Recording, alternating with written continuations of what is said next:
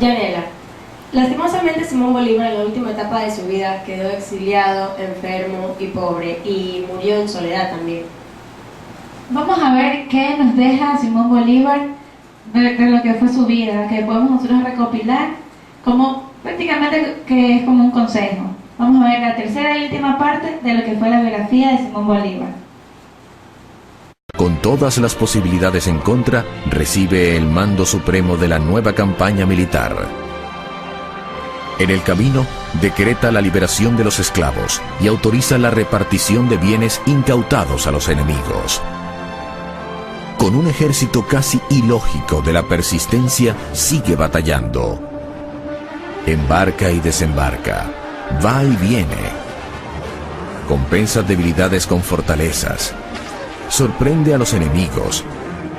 Sobrevive a atentados. Se salva de emboscadas. España envía cuantiosos recursos, multitudinarios ejércitos y sus mejores generales para doblegar la rebelión emancipadora. Bolívar muestra otra faceta más impresionante aún. Tiene una fe destinista y fatal, ciega e inconmovible, y logra contagiarla a las tropas. Es un magnetismo personal que a los desventurados soldados les permite olvidar el hambre, el frío, las penurias de andar a caballo, la superioridad numérica del enemigo y las enormes distancias de cada campaña. Napoleón Bonaparte, ya derrotado y errante, había manifestado su intención de refugiarse en Latinoamérica. Y Bolívar le había escrito al antiguo emperador francés: usted y yo no cabemos en el mismo continente. Así se va imponiendo como el jefe supremo, natural e insustituible, único e imprescindible de la causa independentista. José Antonio Páez, un caporal llanero que ha heredado el ascendiente sobre las tropas mestizas, especie de Bobes bueno, se le une y lo sigue. En los 6 primeros meses de 1816 dirige la campaña de Oriente, desde Margarita y la isla de los Frailes hasta Carúpano, y de allí, en julio del mismo año, desembarca en Ocumare de la Costa. Accidentalmente va a Bonaire y las costas de Puerto Rico, pero inmediatamente regresa hacia Guiria, al otro extremo de Cumaná. En agosto enfrenta un motín de sus propios generales del Ejército Libertador y tras una breve travesía marítima llega a Guayana. A esas alturas combatía simultáneamente contra la oposición interna de los generales libertadores y contra las tropas españolas. La campaña en Guayana también está plagada de contratiempos, pero él sigue irreductible en su propósito y en sus ideales. Para 1817 había un clima de anarquía en el ejército independentista que solo amainará cuando la justicia militar someta al general Carlos Manuel Piar a un consejo de guerra. Bolívar permite su ejecución para imponer el principio de obediencia y la línea de mando, indispensable para el avance de su causa. Ni la oposición de los otros generales patriotas, ni las derrotas a manos de los españoles, ni la escasez de recursos, ni los problemas logísticos y de coordinación entre los varios ejércitos. Nada medra su ánimo. De la Guayana sigue al llano, y de nuevo hacia Guayana, y San Fernando de Apure. Ya en los difíciles años de su campaña oriental y llanera, manifestaba su idealismo por la unidad latinoamericana. En julio de 1818 le había escrito a la comandancia del Río de la Plata, Argentina, diciéndole que cuando lograra el triunfo, Venezuela los convertiría en una sola sociedad, para que la unidad sea la divisa en la América Meridional. Para principios de 1819, el milagro se está logrando. Ha consolidado la independencia en la inmensa extensión territorial de Guayana, Oriente y el llano de Venezuela. Y el 29 de enero convoca el Congreso de Angostura, desde el cual ya no solo reta a España, sino que advierte a Europa entera sobre la imposibilidad de restaurar la dominación borbónica sobre los pueblos americanos. La República de Venezuela, por derecho divino y humano, está emancipada de la nación española y constituida en un Estado independiente y soberano. De ese Congreso de Angostura nace el proyecto de República de la Gran Colombia, que comprenderá a Venezuela, Colombia y Ecuador. Ahora es un estadista que habla de democracia, contra los gobiernos personalistas y defiende los sistemas populares. Pero en vez de deleitarse con la victoria en Venezuela, se va a Colombia, porque teme una reinvasión española a través del vecino país. En territorio colombiano, deslumbra con sus proezas militares.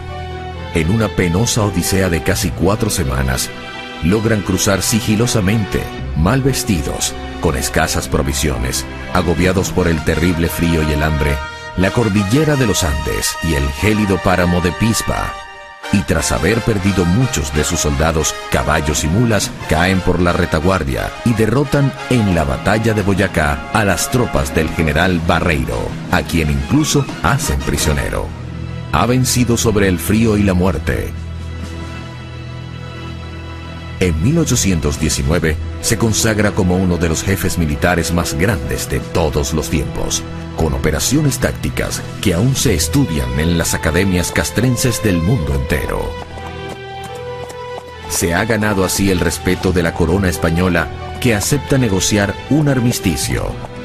En Santa Ana de Trujillo se reúne con el general realista Pablo Morillo y acuerdan una regularización de las hostilidades, con canje de prisioneros y un temporal cese al fuego. 10 años después de haber comenzado la pelea, finalmente está en condiciones de negociar con España. Cuando comenzó su gesta apenas dirigía cuadrillas de soldados sin uniformes, sin disciplina, descalzos y desarmados. Ahora comanda un verdadero ejército nacional y su política recibe apoyo diplomático y militar de Inglaterra, la otra gran potencia mundial que competía con España por la primacía en América. La tregua firmada entre Bolívar y Morillo permite la reorganización de cada bando con miras a la batalla final, que se va a librar el 24 de junio de 1821 en la sabana de Carabobo. La batalla de Carabobo constituye una de las proezas militares más grandes de todos los tiempos. Los patriotas baten a un enemigo infinitamente superior en fuerza, en recursos logísticos, en caballos y armamento. La victoria es tan impactante que sella la independencia de Venezuela y debilita al imperio español en todo el continente. Progresivamente van alcanzando su independencia México, Guatemala y Santo Domingo en República Dominicana. Esta última proclama su intención de incorporarse a la Gran Colombia, presidida por Simón Bolívar. En adelante vive los años de su apogeo. Las cancillerías de Europa lo estudian de cerca como el hombre del momento mundial. Pero Bolívar prosigue su batalla como si fuera el primer día. Lejos de deleitar las mieles del triunfo, monta a caballo hacia el sur.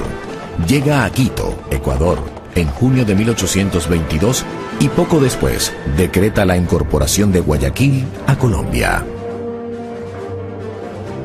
Va obsesionado con el ideal de la unidad latinoamericana y por eso avanza más allá, hasta Perú, el gran reducto de la dominación española en el área. El 27 de julio de 1822 persuade al general argentino José de San Martín de salir del Perú. San Martín se lleva el título de protector del Perú, pero le deja a Bolívar el título de libertador. También fue la era culminante de su vida íntima. El hombre desgraciado para el amor, que ha vivido irregulares romances a lo largo de su viudez, conoce a Manuelita Sáenz e inmediatamente se enamora de ella, quien abandona su vida en la alta sociedad de Quito y parte tras Bolívar, destinada a compartir y sufrir con él los últimos años. La campaña del Perú constituye la cumbre de su carrera militar y política. Bajo su mando directo en la batalla de Junín de 1824 y bajo el mando de Sucre en Ayacucho del mismo año, el ejército español queda definitivamente derrotado en toda Sudamérica. Se ha cumplido una de las proezas militares más grandes de todos los tiempos. Un ejército guerrillero, sin disciplina ni recursos, un ejército formado sobre la marcha, ha logrado derrotar a la primera potencia colonial de la época, la Gran España Imperial. Uno de cuyos soberanos, Carlos V, decía que en su reino nunca se ponía el sol. 1825 va a ser en perspectiva el punto de quiebre. Alcanza el mayor poder porque incorpora Perú a la Gran Colombia. Crea a Bolivia como nueva república a partir de la secesión del Alto Perú, e Inglaterra reconoce la independencia de estos pueblos. A Bolívar lo aclaman multitudes enfervorizadas por donde quiera que pasa.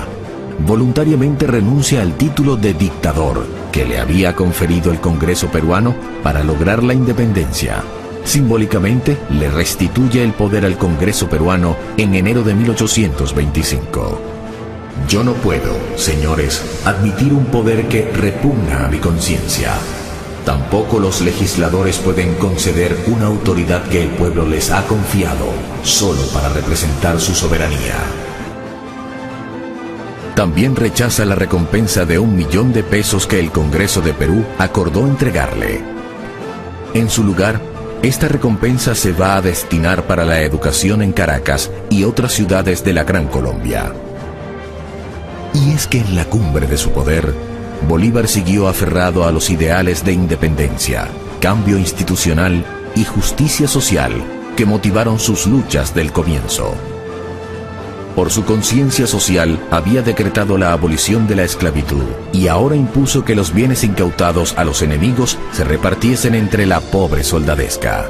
También manda la repartición de tierras entre los indígenas, la abolición de los abusos de los caciques y, fiel a su ideal abolicionista, libera a los indios de la condición de servidumbre. Ratificando su conciencia civilista y su acatamiento del Estado de Derecho, ordena la devolución de los bienes confiscados a los realistas. Atrás ha quedado la etapa bárbara de la guerra y las medidas excepcionales, y el gran estadista que es Bolívar se reconcilia con su propia noción del derecho y la justicia. Pero siguen las dificultades. Al año siguiente, abril de 1826, su natal Venezuela se insubordina contra la Gran Colombia y contra el gobierno de Bolívar, a través del movimiento secesionista de José Antonio Páez, llamado La Cociata. El libertador tendría que volver en diciembre de ese mismo año a Venezuela para ejercer su natural autoridad y abortar la conspiración separatista. En mayo de 1826, Bolívar había convocado al Congreso Anfictiónico de Panamá, el cual esperaba se convirtiera en el punto de partida para un proyecto de unificación continental. Aunque contó con representantes de México, Centroamérica, Colombia, Perú, observadores ingleses, estadounidenses y de otras potencias, no logró cristalizar en grandes acuerdos. En parte por las presiones diplomáticas del gobierno norteamericano, presidido por John Quincy Adams, y en la Secretaría de Estado Henry Clay. Ya para entonces, Bolívar pensaba nombrar sendas comisiones que actuaran en Cuba y Puerto Rico. Para Cuba pensaba enviar a Páez y a Puerto Rico Antonio José de Sucre. Los Estados Unidos de Norteamérica parecieran destinados por la providencia para plagar de hambre y miseria a la América Latina en nombre de la libertad. Más allá de sus méritos militares y políticos, en Bolívar sobresale la visión futurista que apostaba por la unidad regional y continental, para crear en Latinoamérica un polo de desarrollo integral. Presentía con notable agudeza que nuestros pueblos quedarían en desventaja frente al potencial militar, tecnológico y comercial de Estados Unidos. La suya fue una propuesta para equilibrar la balanza de poder en el continente. Creía en Latinoamérica fuerte, unida, autónoma y autosuficiente, con capacidad de mejorar el nivel de vida de sus habitantes e influir protagónicamente en el destino mundial. pero la dimensión de su sueño conspiraba contra la posibilidad misma de materializarlo. En la época de las precarias comunicaciones, de las inmensas distancias en carruaje y a caballo, sin telégrafo ni ferrocarril, la enorme extensión de la Gran Colombia apuntaba contra su gobernabilidad. Era inevitable que Caracas recelara del asentamiento capital en Bogotá, que Lima aspirase a mantener la jerarquía de virreinato que había tenido en la colonia. Las rivalidades locales no se habían atenuado. En Ecuador, Guayaquil seguía recelando de Quito. En Perú, las élites tradicionales que no aceptaban la independencia de Bolivia. En Venezuela, José Antonio Páez. En Ecuador, Juan José Flores. Y en Colombia, Francisco de Paula Santander. Bolívar ha proseguido la forja de su proyecto. Él sigue soñando en grande, a pesar de que ya tiene muy avanzada su enfermedad, que su cuerpo está notablemente minado. Mantiene un ritmo agotador de trabajo. Dicta correspondencias, discursos, proyectos de leyes y providencias administrativas. Para seguirlo, se alternan varias amanuenses a la vez. Su horario es de 15 y 18 horas de despacho. También se desplaza personalmente y en extenuantes jornadas a caballo va de Lima a Bogotá, de allí a Maracaibo y Puerto Cabello, hasta Caracas, luego a Cartagena y cerrando el año 1827 está de nuevo en la capital de la Federación. En Bogotá, capital de la entidad que comprendía todavía a Bolivia, Perú, Ecuador, Venezuela y por supuesto Colombia, se desempeña como un magistrado civil, acatando respetuoso la autoridad del Congreso, incluso cuando ese Congreso toma decisiones contrarias a sus proposiciones. Bolívar legisla, organiza, planifica, administra y decide, pero los más importantes personajes de la Gran Colombia apuestan a dividirla en varios pedazos para repartirse a cada cual un coto de influencia. Las diferencias con Santander, el vicepresidente colombiano, provocan la ruptura. Con la salud minada, pues ya sufría frecuentes ataques de fiebre y delirio propios de su mortal enfermedad, Bolívar se mostraba dispuesto a dejar el poder, ofrecía su renuncia, pero el Congreso Gran Colombiano, por las mismas rencillas entre los jefes locales, la rechazaba. El eje de la discordia era la animadversión entre Páez, el dirigente de Venezuela, y Santander, el dirigente de Colombia. Las rencillas han abortado el Congreso de Ocaña y ya se perfila la próxima división de la Gran Colombia. Bolívar ahora se ve obligado, el 20 de septiembre de 1828, a asumir poderes dictatoriales en Bogotá. Desesperadamente buscaba a toda costa salvar la gobernabilidad de la gigantesca federación que constituía su mayor sueño. Entonces, la reacción antibolivariana estalla. Las apetencias personales y las diferencias políticas logran desdibujar la buena imagen del hombre que ha sacrificado todo por el ideal de la América libre y unida. En Colombia, la oposición en su contra es tan exaltada que intentan asesinarlo el 25 de septiembre de 1828. Esa noche, la valentía de su compañera, Manuelita Sáenz, le salva la vida milagrosamente. Lo hace saltar por un balcón mientras ella sale a encarar a los asesinos. La mujer que ha dejado todo por el amor será conocida en adelante como la libertadora del libertador. La investigación sobre el frustrado magnicidio pone en evidencia las profundas divisiones de la sociedad grancolombina. Varios de los responsables son condenados a muerte. Todo esto agudiza la tensión y le da argumentos a los opositores. Perú es el primer país en separarse formalmente de la Gran Colombia, pero en Venezuela resurge con más fuerza el movimiento autonomista, nuevamente centrado en José Antonio Páez. Así llegamos al fatídico año de 1830, en el cual Bolívar conoció varias muertes. Primero, vio perecer su proyecto de unidad continental. Después, constató cómo muchos de sus más antiguos colaboradores se manifestaban en su contra.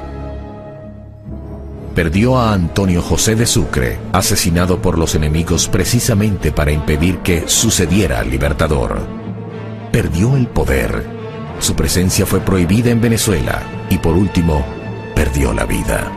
En enero de 1830 se había instalado un Congreso Constituyente en Valencia, Venezuela, el cual, tras varios meses de sesiones, acordó separarse de la Federación y suspender relaciones con Colombia mientras Simón Bolívar permaneciera en el territorio de ese país. Ya en los últimos meses, es un hombre muy debilitado. Había perdido mucho cabello, tenía las mejillas hundidas, los ojos sin vigor. Parezco un viejo de 60 años, confesaba entonces. El 3 de mayo de 1830 dejó la presidencia de la también agonizante Gran Colombia. Se despide de Manuelita Sáenz con una ferviente carta. 5 días después, inició viaje por el río Magdalena y en Cartagena, para mayor aflicción, se enteró de la muerte de Sucre. Su último viaje fue también el más triste. Buscaba salir de Colombia para embarcarse hacia Europa y morir en el exilio. Pero la gravedad no le dio tiempo. Estaba profundamente deprimido. Se comparaba con Cristo y el Quijote, concibiéndolos como otros soñadores de imposibles. He arado en el viento, he sembrado en el mar, he sido víctima de mis perseguidores, que me han conducido a las puertas del sepulcro. Yo los perdono. El 6 de diciembre hace una parada forzosa en Santa Marta y se aloja en la propiedad de don Joaquín de Mier. Lo recibe en silla de brazos su amigo, el médico Próspero Reverén. Venía pasando una temporada de angustia, agotamiento y espanto. Atribuía a la bilis el tormento de su gastada humanidad.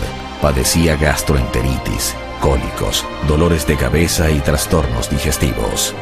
También desgastó a Bolívar la magnitud de las distancias. Pero sobre todo le afectó la magnitud del reto. El proyecto de unidad continental, que hoy ensalzamos como visionario, fue simplemente una utopía para la época. Está profundamente débil.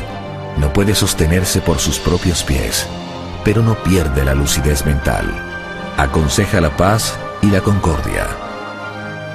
Le cuesta dormir, no quiere comer, siente dolores en el pecho, llega el hipo y se agrava. Un día después de recibir la extremaunción, otorgó testamento repartiendo los pocos bienes que le quedaban y firma su última proclama, dirigida a la Gran Colombia, que seguía siendo su país, pues no concebía a Venezuela aislada, ni Ecuador, ni Bolivia, sino todos formando parte de su irrenunciable sueño. Colombianos, mis últimos votos son por la felicidad de la patria. Si mi muerte contribuye para que cesen los partidos y se consolide la unión, yo bajaré tranquilo al sepulcro. En los días siguientes, la situación se agrava y el 17 de diciembre, a la 1 de la tarde, todo había terminado. Comienza ahora su vida en la inmortalidad.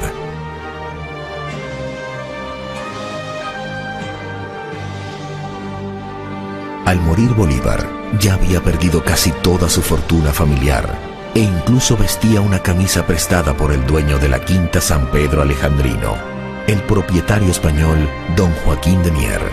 Por casualidad, el peor adversario de la Corona de Madrid murió acogido en la caridad de un ciudadano español. Tampoco tenía pasaporte porque le habían despojado de su nacionalidad de origen y buscaba afanosamente cruzar el Atlántico para exiliarse lejos de América, el continente que lideró por varios años. Todo tan contradictorio y dramático como la vida entera de Simón Bolívar, el libertador.